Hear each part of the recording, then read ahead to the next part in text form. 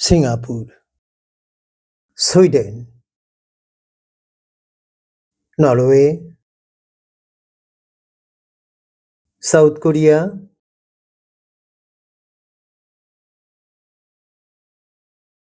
China,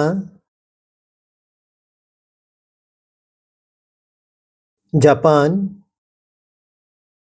এই দেশগুলোর waste management কি আধুনিক, কি পরিকল্পিত।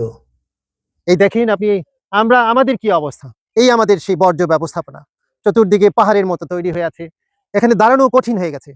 সম্মানিত বন্ধুরা, আজকে এই ময়লা আবর্জনাকে ঘিরে আমাদের মতো দেশে, আমাদের যে দেশ মাতৃভূমি প্রিয় বাংলাদেশ, ব্যবস্থাপনা যদি সুন্দর করা যায় তাহলে 15 লক্ষ মানুষকে আমরা চাকরির ব্যবস্থা করে দিতে পারি।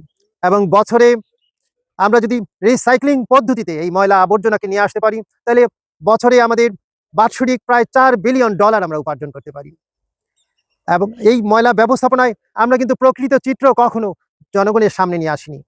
আমাদের প্রতি বছর আমরা যে পরিমাণ ময়লা সংগ্রহ করছি তার চেয়ে অধিক পরিমাণ রয়ে যাচ্ছে দেশের আনাচে কানাচে বিভিন্ন জায়গায়। বিশেষ করে আমরা যে আমাদের মেগা সিটিগুলোতে যে পরিমাণ ময়লা আবর্জনা উৎপন্ন হয় তার তার সিংহভাগই রয়ে যায় রাস্তাঘাটে।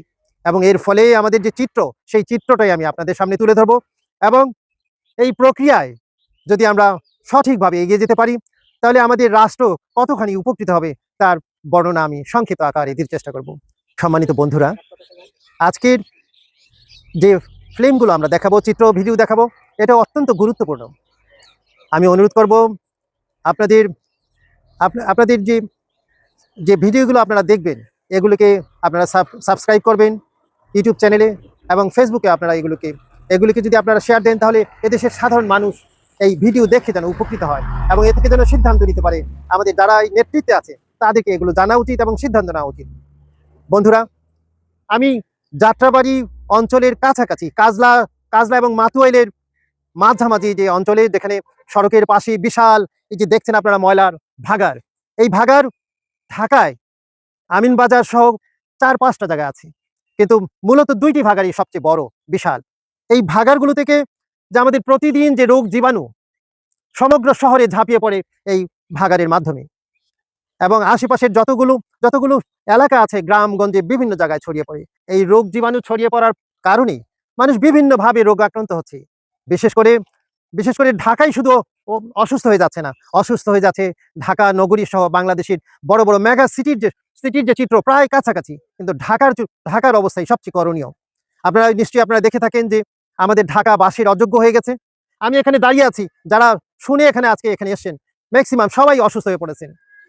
এই যে রোগ জীবাণু ছড়িয়ে পড়ছে এই ঢাকা শহরের প্রতিটি আনাচে কানাচে, আমরা প্রতিনিয়ত চর্মরোগে আক্রান্ত হচ্ছি, আমরা যে টিবি রোগে আক্রান্ত হচ্ছি, স্কিন ক্যান্সারে আক্রান্ত হচ্ছি, এবং বিভিন্ন দুরারোগ্য রোগ ব্যাধিতে আমাদেরকে আক্রান্ত করছে।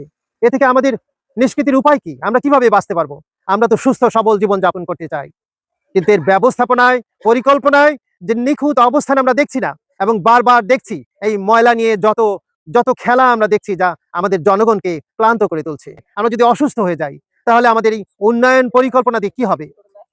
মানুষের সবচেয়ে বড় ফান্ডামেন্টাল যে রাইট, সেটা হলো স্বাস্থ্য। আমার স্বাস্থ্যকে আমি যদি ভালো না রাখতে পারি, এই ধরনের যে দুরারোগ্য ব্যাধিতে যদি আমি আক্রান্ত হয়ে যাই, তাহলে কিভাবে আমাদের জাতিসত্তা টিকে থাকবে? আমাদের আগামী দিনগুলোতে আগামী প্রজন্ম, একটা অসুস্থ প্রজন্ম যদি দাঁড় হয়ে যায় এবং মানুষ যদি ধুকে ধুকে মৃত্যুর দিকে এগিয়ে যায়, তাহলে কিভাবে চলবে?